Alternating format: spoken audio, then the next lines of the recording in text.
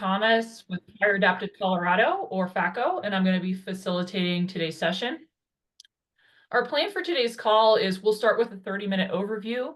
That'll be led by Carrie Larson and Chief Brunette, and then we'll have about 25 minutes remaining for a question and discussion period.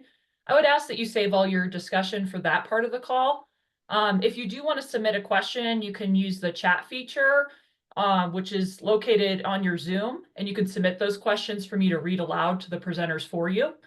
Or you can use your raise hand feature on Zoom, and then I'll call on you when we're ready for you to converse with our presenters live. FACO has been closely following the legislation relating to the Wildfire Resiliency Code Board in the development of initial Wildfire Resiliency Code and WUI designations. We know that building homes to resist ignition from the start is a key strategy for reducing wildfire destruction, and it enables Coloradans to live with wildfire in our state's varied fire-prone landscapes. Homes that are built not to burn don't burn. Today's webinar will be recorded, and that recorded will be posted on our Fire Adapted Colorado YouTube page by tomorrow. So if you wanted to share this or review it at another time. So I'm going to transition us over to the speakers that are joining. Carrie Larson is the administrator for the Wildfire Resiliency Code Board.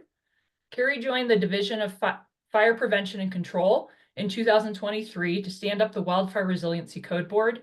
Carrie is an experienced emergency management specialist and Colorado native.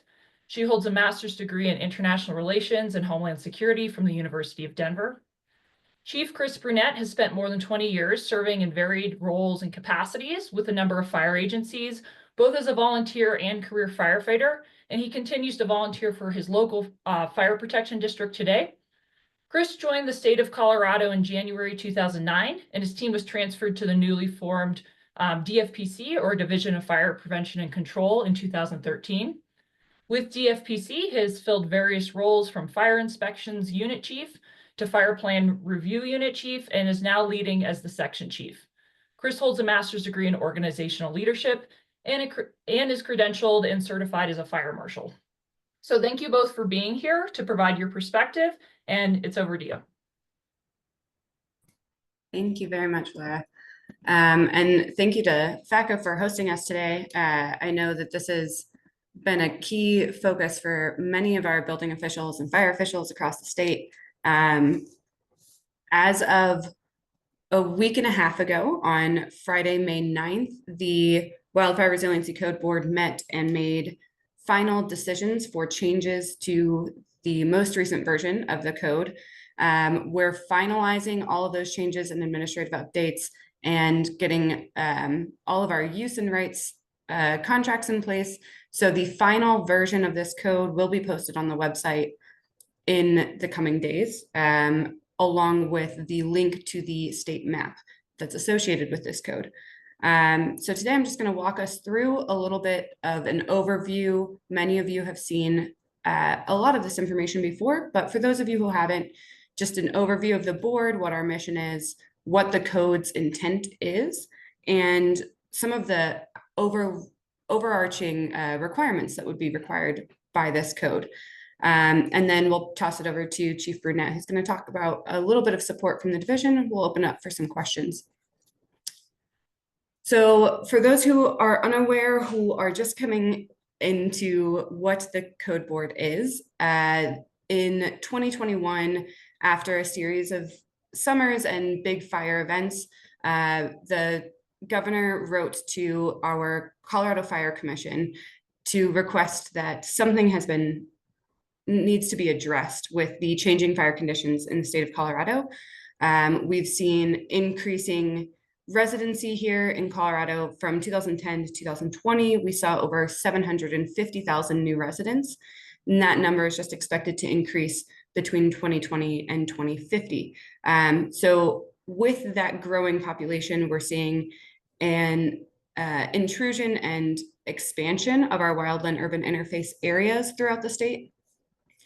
Those are also the areas that we are seeing the majority of our most destructive fires throughout the state. And of all of the destructive fires that we've seen, historically, the most destructive in Colorado we've seen since 2000. The Marshall Fire is one very good example.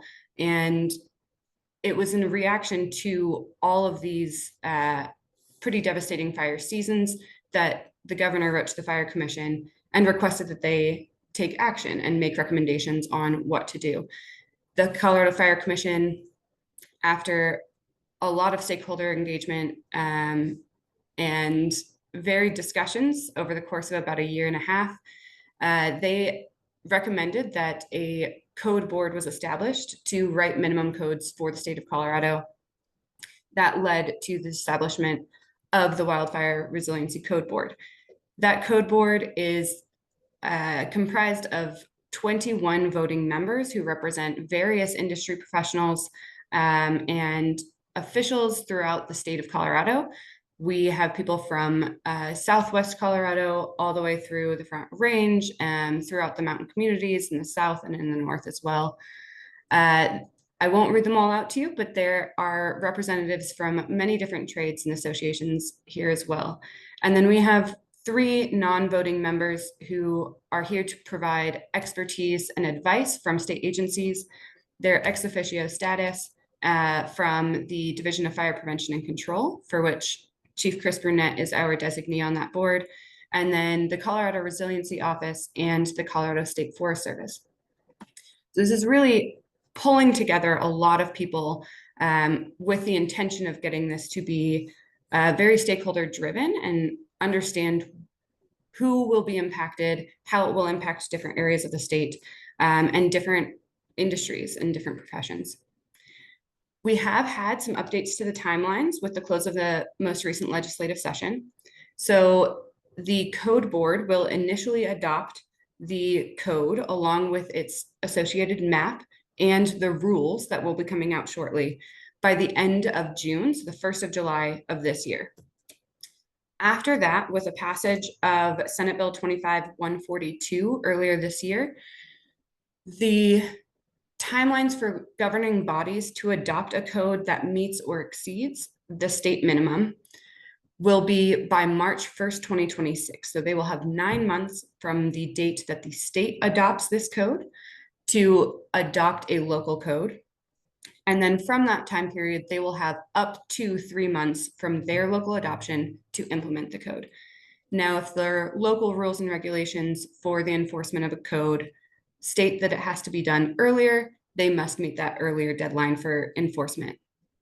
But at the latest, June 1st of 2026, we will start to see the impact and the enforcement of local codes throughout the state that either meet or exceed this minimum state code that we've developed. Now, who adopts the code?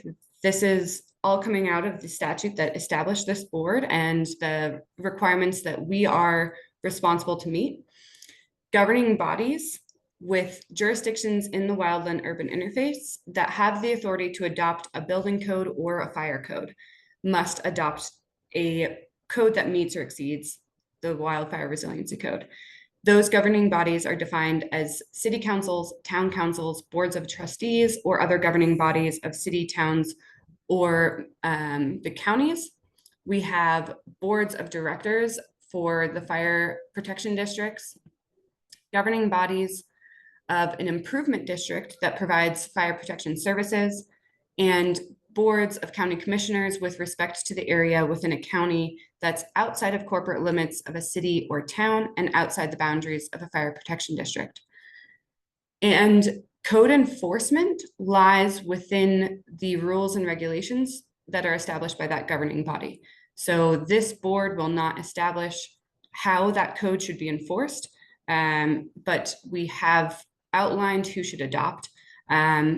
There is the allowance for, since many of these governing bodies sometimes have overlapping jurisdictions, there is the allowance for MOUs or IGAs as necessary and as determined by those governing bodies through the passage of Senate Bill 25-142 as well. So questions about the adoption or the enforcement we can get back to in just a little bit. Now, as a reminder, this is not a retrofit code. This is primarily a code that will affect the new development of structures. This is new construction of structures or defensible space around structures. This is both residential and commercial.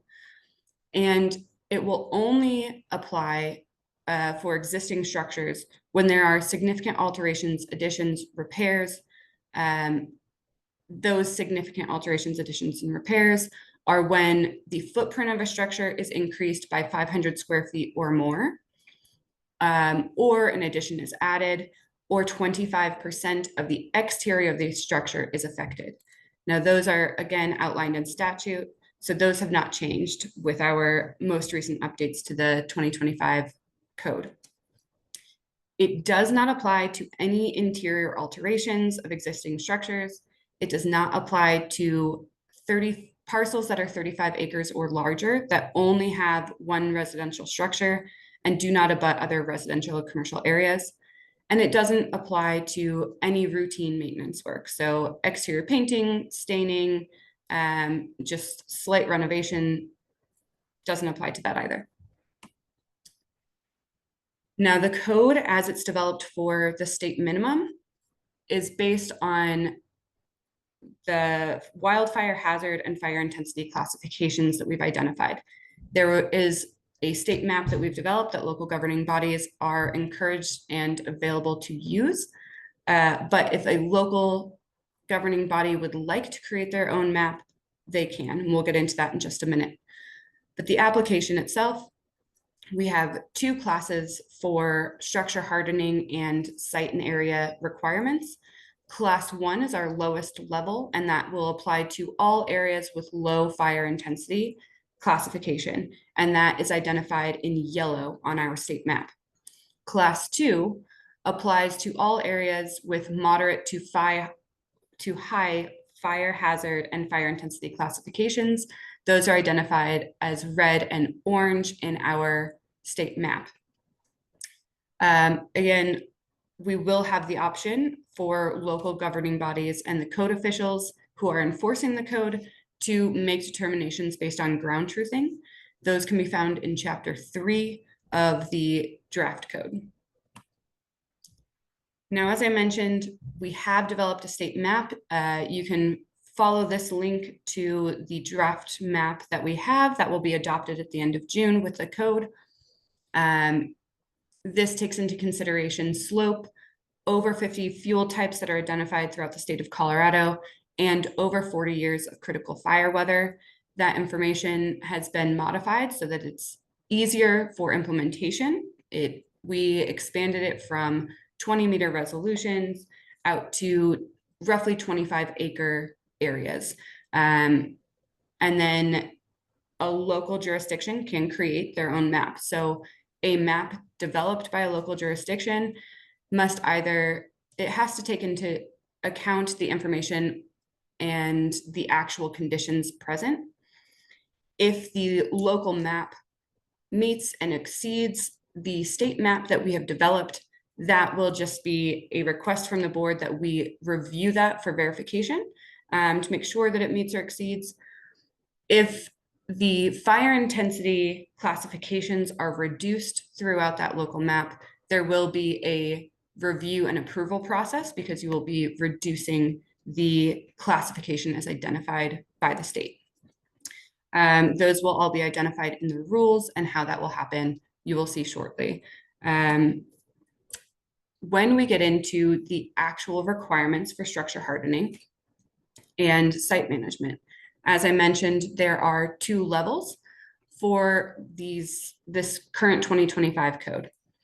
Class 1 for those low wildfire hazard and fire intensity classification areas, those areas identified in yellow, only require roofing, gutters and downspouts, and vents for structure hardening. So it's Class A roofing, roof assemblies. It is non-combustible or ignition-resistant materials for gutters and downspouts, and a requirement for non-combustible ignition-resistant vents and with 1/8 inch mesh coverings. When you move into the higher wildfire hazard and fire intensity classifications, those moderate and high areas, those structures will need to have additional hardening requirements. So it will meet all of those requirements for class 1, the roofing, the gutters and downspouts and the vents, but it will also add in requirements for exterior walls. There are multiple options to meet the requirements for hardening of exterior walls.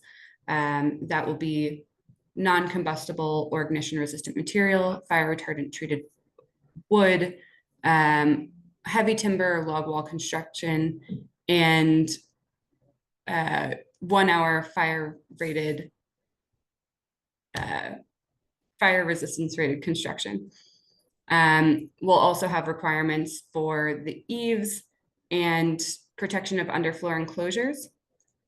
And then this will also apply to any appendages or projections of the structure. And then a requirement for the multi-glazed panels for your windows and solid core doors, requirements for the walking surface of the decking and only the walking surface. And then it also applies to detached accessory structures. And there are specific requirements for those detached accessory structures, but essentially they will have to have the roofing, the gutters and downspouts, the vents for sure, and then potentially other requirements based on its wildfire or fire intensity classification. So that's the requirements for the 2025 structure hardening. Now, the site management is based roughly off of the home ignition zone guide. We've tried to term this the structure ignition zone because this applies not only to homes and residences, but also to additional commercial structures. Those requirements are for signage and addressing. Again, we've created minimum requirements for these. If the local governing body already has signage and addressing requirements that meet our minimum requirements, that is acceptable. We also have requirement for non-combustible or ignition-resistant retaining walls within 8 feet. Same for fencing within 8 feet of the structure. And then structure ignition zone 1, which is 0 to 5 feet from that structure. It's that red square around the structure in this image. And that is non-combustible materials within that 0 to 5 feet. And there are certain requirements or allowances for ignition-resistant plantings, and there is a definition of those in our code as well. And we'll also have on our website additional tools and resources to help with the adoption and implementation of these codes. Now, class 2 requirements, again, for those moderate and high areas, the structure ignition zone extends out.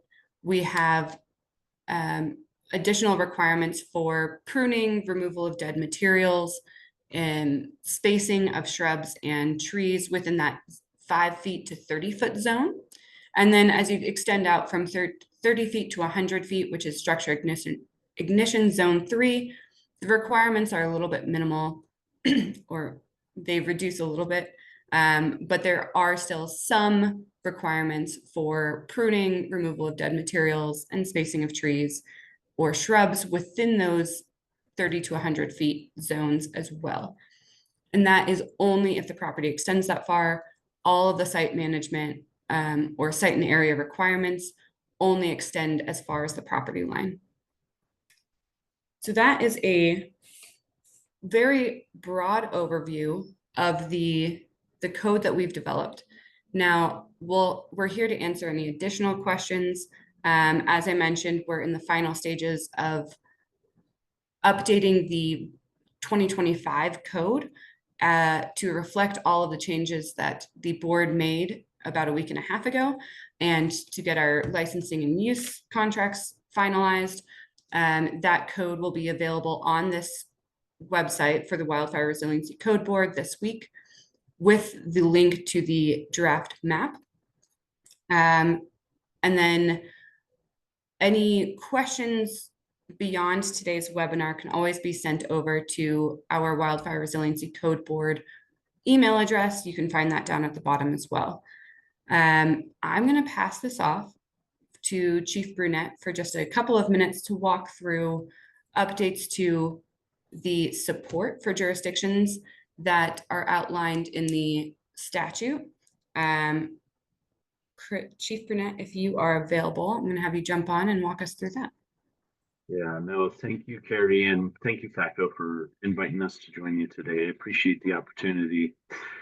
So unfortunately, what I have to share isn't necessarily good news. For those of you who have been following along with this, you know that under the statute that was created by the bill that created the Colorado Wildfire Resiliency Code Board, it also established a requirement that DFPC provide assistance for enforcement to local jurisdictions that don't have the capacity to do the enforcement themselves. So DFPC has requested funding and full-time employees to provide that support to local jurisdictions. Unfortunately, you may all be aware that Colorado state government has been faced with the challenge of reducing our expenditures considerably in future fiscal years. And as such, all requests for new positions and funding are subject to pretty good scrutiny. Although we based our assumptions and our details on nationally recognized forecasting models, the Joint Budget Committee, based on JVC staff recommendation, denied our request until we could prove actual need. And so that's just a way of saying they didn't like our forecasting and want us to show what is actually needed from local jurisdictions. And so it's not an outright denial. It is just saying that we need more data. And so to do that, I am asking for help today. We need to be able to go back to the Joint Budget Committee and say this is the actual need from our local governing bodies who need assistance. And I don't want to wait until this code adoption happens and people or jurisdictions start to enforce it before I go back.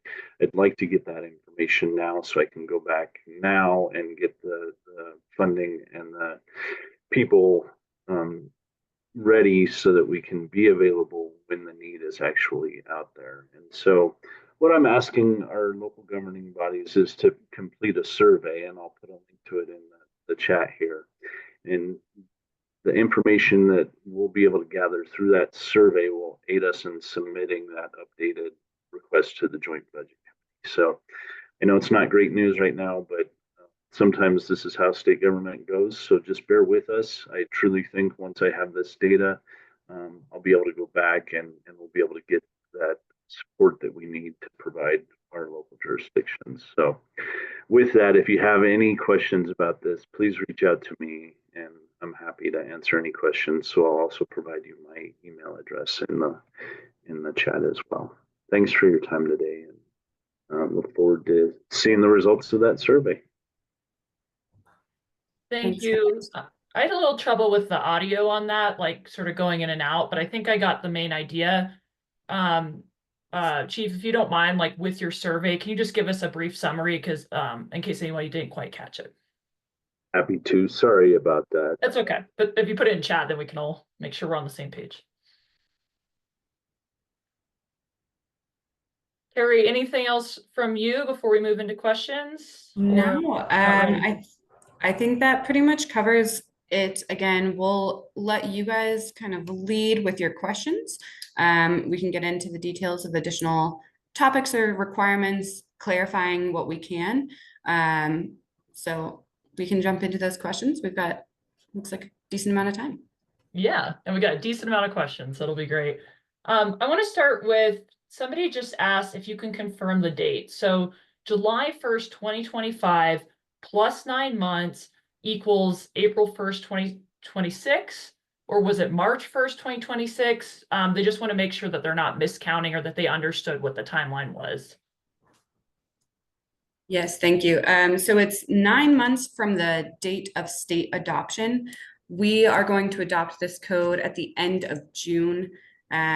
So initially adopted no later than the 1st of July this year. It's 9 months, so I might have miscounted myself. I'm double checking my math here.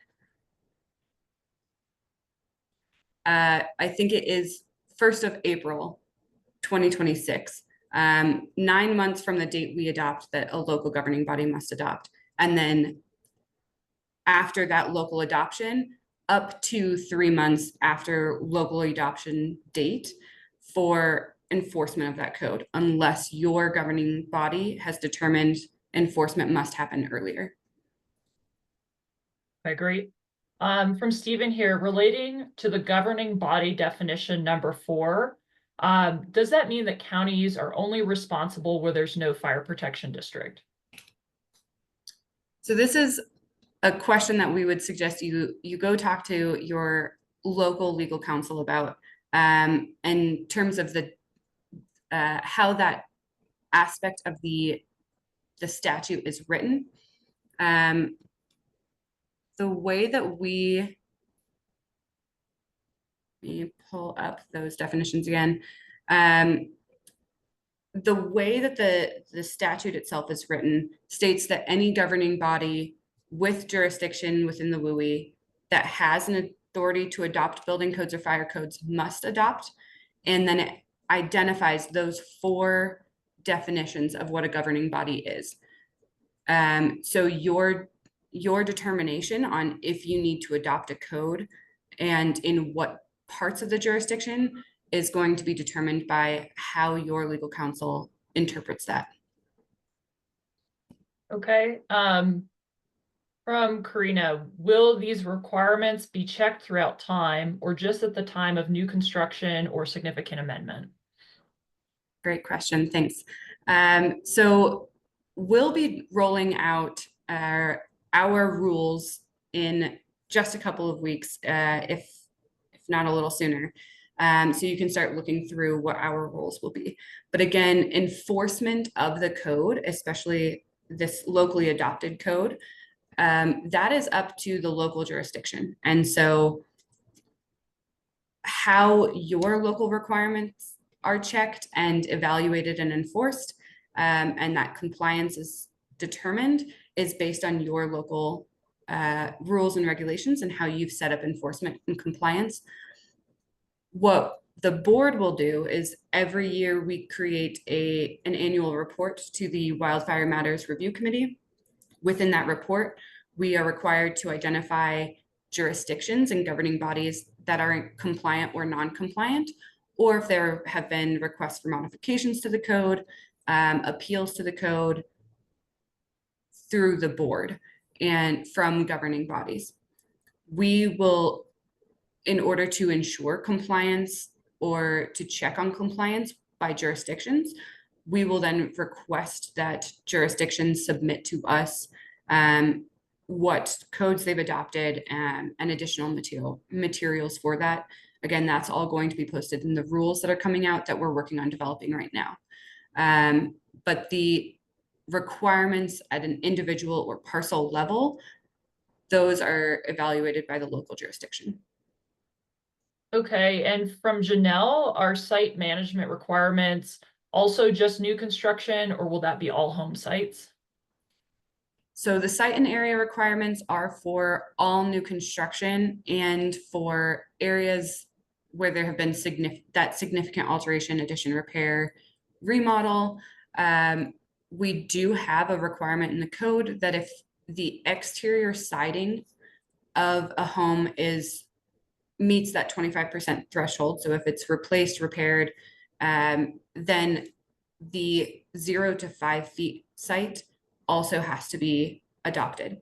So you have to comply with not only the exterior siding requirements, but also that 0 to 5 feet. That does not apply to any other aspects, including re-roofing. So roofing is just roofing. Everything else is by that subject and subject item individually, but exterior walls it will apply to the 0 to 5 feet as well. Okay. And I'll just make a general announcement. Some people joined us late. If you did want to submit questions, we're using the chat, or you can use the raise hand feature if you would rather have a live conversation. But I'm working through the chat right now. Over to Maya. Has any kind of cost analysis been done to estimate increased cost to homeowners? Are there any plans to provide assistance to low-income homeowners to offset some of these increased costs if they exist? Thanks, Maya. We took into account a lot of different cost estimates while we were developing the code and making decisions on what requirements would make it into this 2025 code. We did look at the changes on cost and materials from Waldo Canyon Fire. We've looked at it in different areas throughout the state. And we've had some of our building industry professionals and developing professionals look into the cost considerations as well. We have had support from Headwaters Economics as well, and we'll be working with them over the next couple of years to do additional cost analyses based on the requirements that we have now put in place. In terms of assistance to homeowners, that is outside the scope of what this board has been authorized to do. We aren't here to develop or provide funding, but we are able to make recommendations. So if there's a continual need that local jurisdictions are seeing and they are reporting that to the board, then the board can make determinations if that's a recommendation we should put towards the legislative committees. Okay. From Meg, once enacted, how will this code be monitored across the state for its success and efficacy? Great. And again, we'll be putting our rules out shortly, which will identify a lot of these. But this goes back to that compliance and the annual report that we're developing. So there is a requirement that we develop a report that identifies areas that are compliant or non-compliant and who have asked for petitions for modification, if modifications to the code have been granted. And in order to create that report, we will be asking jurisdictions to report to the board every year. The specifics of that reporting is in development as we create these rules, but you should be seeing that soon. Okay, I have from Marcia, what occurs during the rulemaking? I might need more context on that, or maybe you're good. Yeah, I'll try to answer this, and then I might have Chief Burnett jump in as well. But right now, so we've developed the code itself, which identifies the requirements that building officials or fire officials will put into place when they're reviewing plans and issuing permits for construction. And we've also identified or developed the state map to help inform how the code is applied in different areas throughout the state. What the rules will do is identify kind of some of the logistics about how the code will be put into place and the compliance and monitoring that we'll be doing. So you'll get more information specific to if a governing body would like to petition for their jurisdiction to have a change made within the code for their jurisdiction alone. That petition process and the appeals process to a decision made for that petition will be outlined in the rules. We'll also have the reporting mechanism and process identified throughout that rule, those sets of rules. What we will then do is once we've developed this first draft of the rules, those will be posted and open for public comment. We will have a final version that's open for comment by June 1st, posted on the website. We'll go through a similar process that we just went through with the code, where you can submit written comment or provide oral comment at a public hearing, which we will hold on Friday, June 27th. And then we will make decisions for changing the rules based off of those comments made. All of that will be determined on Friday, the 27th of June. I hope that answers it, but Chief Burnett, if there was anything you'd like to say, I know you've been our internal rulemaking expert, but just anything that you want to add into what occurs during the rulemaking process? No, you got it all right, Carrie. Thank you. Yeah, thank you. Okay, from Janelle, does a sale of a property constitute change of use? So that's going to be determined by the code official. If the sale of a property, and again, the way I understand this is if your structure was intended to be used as a barn and only as a barn that was non-habitable, and then the property was sold and the structure is now intended to be used as an additional dwelling unit, that would constitute a change of use.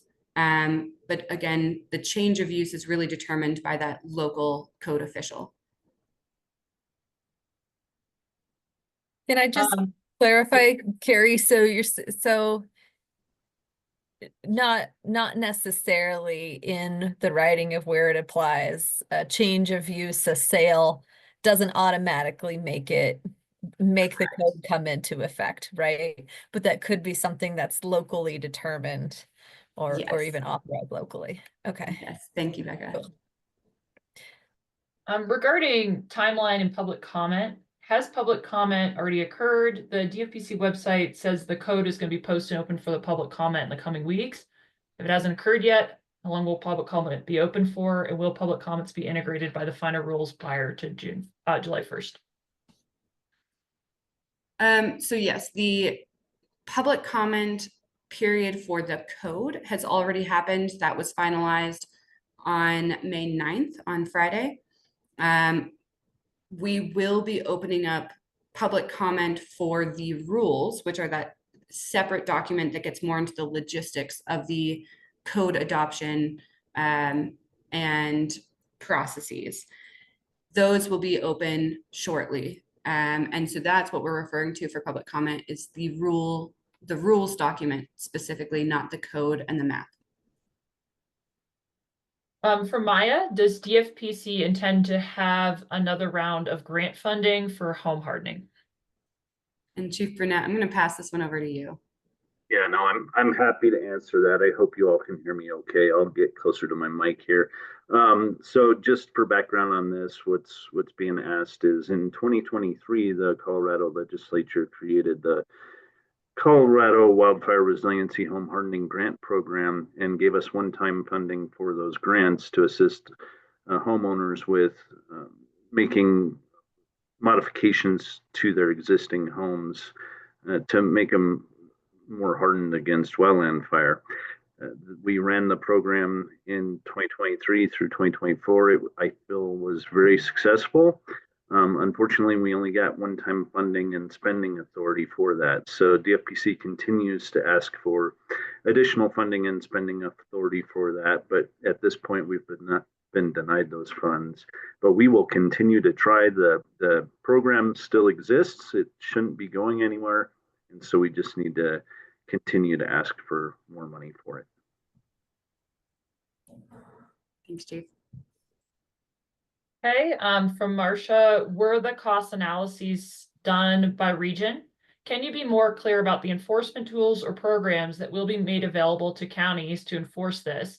And also elaborate on what happens if enforcement is not occurring. Great, thank you, Commissioner. The cost analyses that we looked into were specific to the building materials. We spoke with a lot of builders, developers, and suppliers throughout the state of Colorado. We didn't specify it by, we didn't identify each individual one by specific regions because we were contacting so many different suppliers. That is something that we can do in the coming years as we develop these further.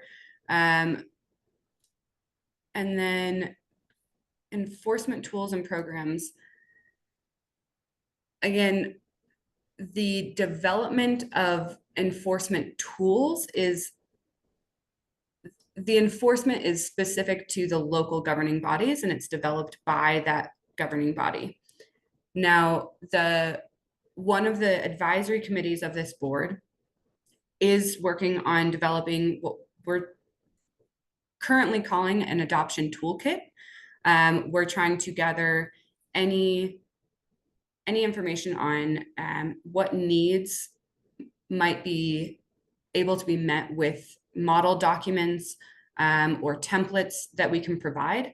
Some of the things that we've looked into would be providing the ignition resistant planting list that was developed by the Colorado State Forest Service and CSU Extension Campus. We have been working on different checklists that might be available as a template for local jurisdictions to utilize that walks through what might need to be identified if they're doing inspections. So there will be tools that we're developing outside of the code itself that are just provided on the website, but they won't be required use. So it's up to the jurisdiction if they would like to take those and make adjustments or use something else that they have found most useful in their communities. And then again, our reporting mechanism, the enforcement is outside of the scope of this board. The annual report we will have to provide to the legislation or to the legislative branch within Colorado. And every year that will identify who is or is not complying with the adoption and enforcement of these codes to determine if you are compliant with your enforcement. That's going to be based on what the local jurisdiction has set out as their requirements for the enforcement of the code. Okay, from Sandy, is there a chart posted with estimated homeowner cost increases by areas of the state? Rural areas may face higher costs due to costs to get materials to an area far from urban centers. Thanks, Sandy. We have heard a lot about this in the last couple of weeks throughout our public comment. We don't currently have a chart with estimated homeowner cost increases. However, one of the projects that we will be working with Headwaters on in the coming years that we're hoping to do is an estimation of cost increase for the implementation of this code. We could potentially filter that out by region, but that's a longer conversation that we would have with Headwaters Economics and their research team as we get into that project. So currently there's no chart posted by area of the state. Can Okay. I just chime in real quick on the cost issue, because it keeps coming up and I hear people saying things, and I've seen a variety of studies from those that show you can actually build fire ignition resistant construction more cheaply to, this is gonna just cost a bundle. And I know that legislatively that was something that the Wildfire Resiliency Code was required to do, is look at these costs. Can you or Chris share any just numbers off the top of your head that you remember, or things that the code board actually maybe made adjustments for based on cost? Absolutely. So I'm not going to try to pull numbers off the top of my head from the many discussions that we've had over the last 20 months. But I do know one of the major conversations we've had in the last few months that we went back and forth on was the use of vinyl and thermoplastic materials. Those materials tend to be much cheaper options, more cost-efficient options for homeowners and developers. They're traditionally not allowed in many codes, and one of the longer conversations that we've had with IBHS, the Insurance Institute of Business and Home Safety, specific to thermoplastics, looked at how the plastic melts down. And we were trying to take into consideration both the life safety implications, and also the cost implications. And what we've realized is that the allowance of vinyl material in certain areas of this code was a cost-effective option to allow, without putting any impact or putting any life safety on the line. So that's been one of the longest conversations that we've had, going back and forth, was, it's material specific. And we definitely looked at, not just thermoplastics and vinyl, but this has been the most recent one that I can speak to.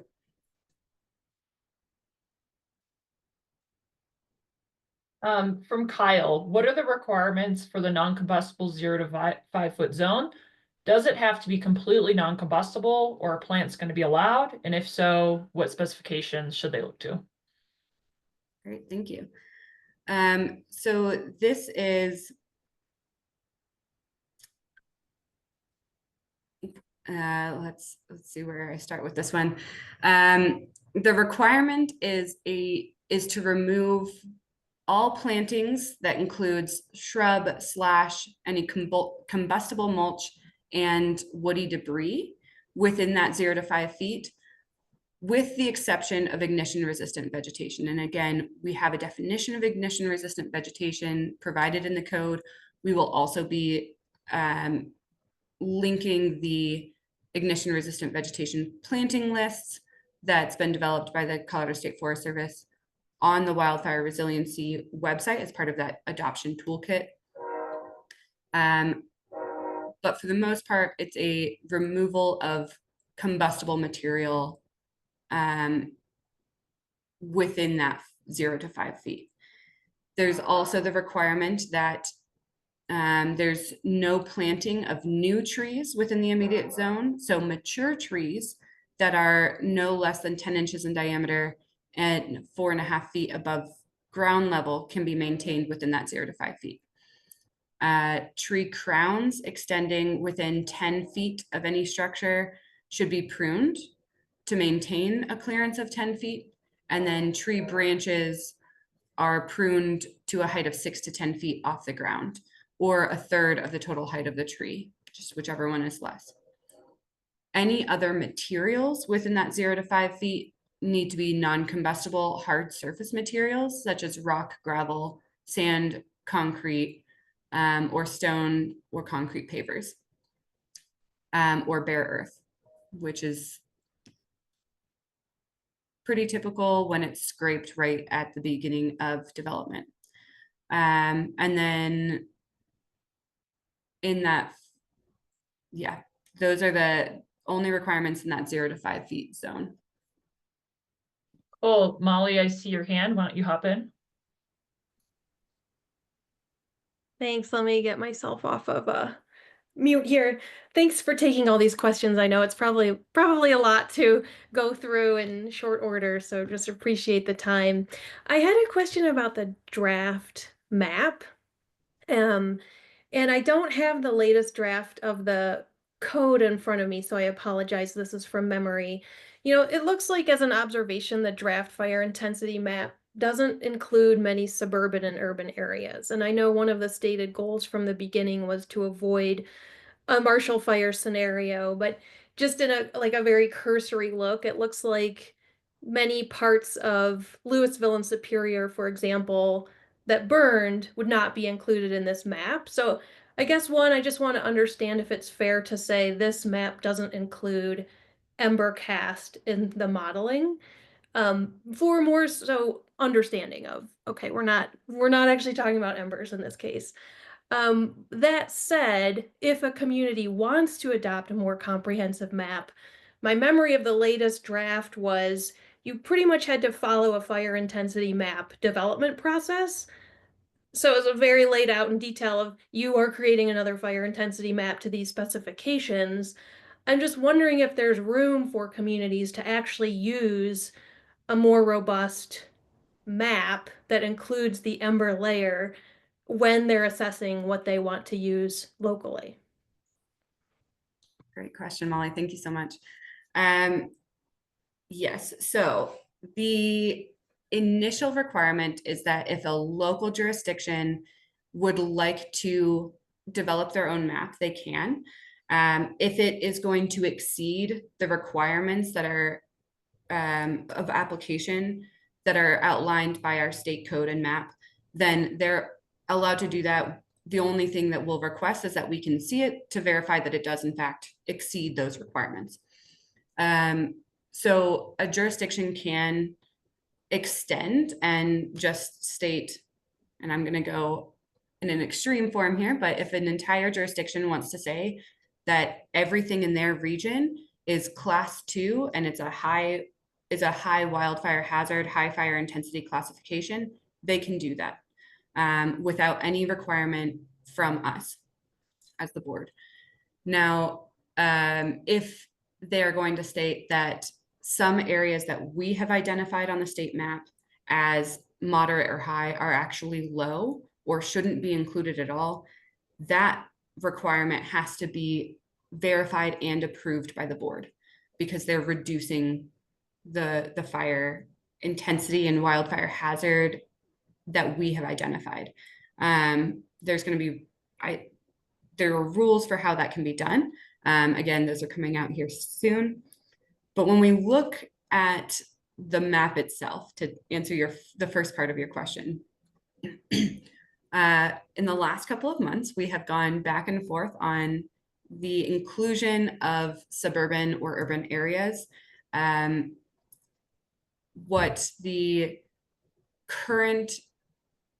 most recent conversation was and the determination for final decision by the board a week and a half ago at our last meeting was the inclusion of urban areas, specifically urban core, is more of a building code than a wildfire code.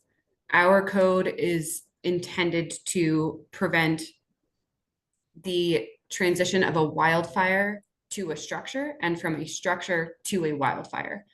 But the change from a structure to a structure to a structure and using the fuel types of the structure itself is really a conflagration that must be limited to a building code itself. Thanks for clarifying. No problem.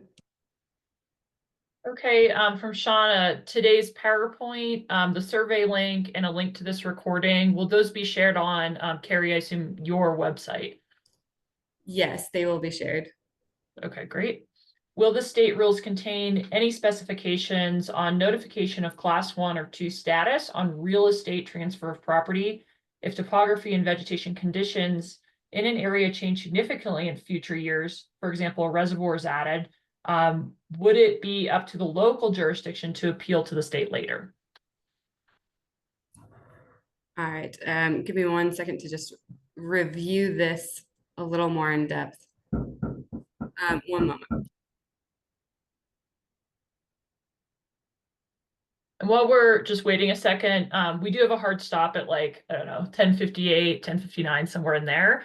So I'm gonna try to get through everything that's currently submitted. And we will provide emails if you have things that we didn't get to. Great, thank you. So let's see, the rules on the notification of class 1 or class 2.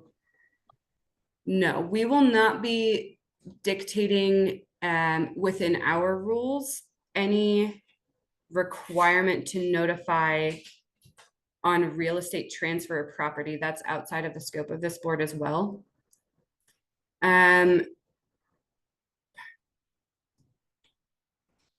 So the code, in terms of the change of conditions, the code will be updated every 3 years and will take into consideration the change in vegetation as captured by the Colorado State Forest Service fire intensity scale and their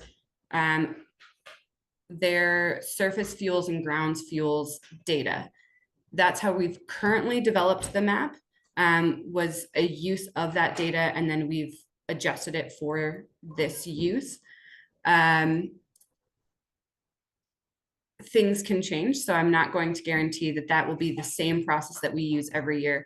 We're going to learn a lot in the next few years with the adoption and implementation of this code. So the development of that map will likely be, and how we establish it is likely to change over the next few years.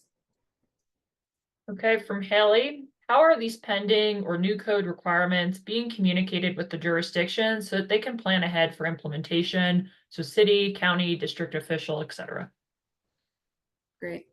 So the board, as I mentioned, is comprised of 21 people who represent various professions, various industries, officials from local jurisdictions.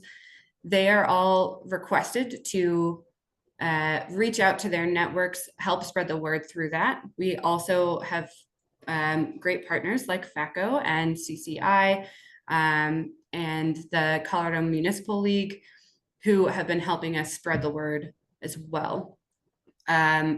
All of this information is posted on the Wildfire Resiliency Code Board website through the Division of Fire Prevention and Control.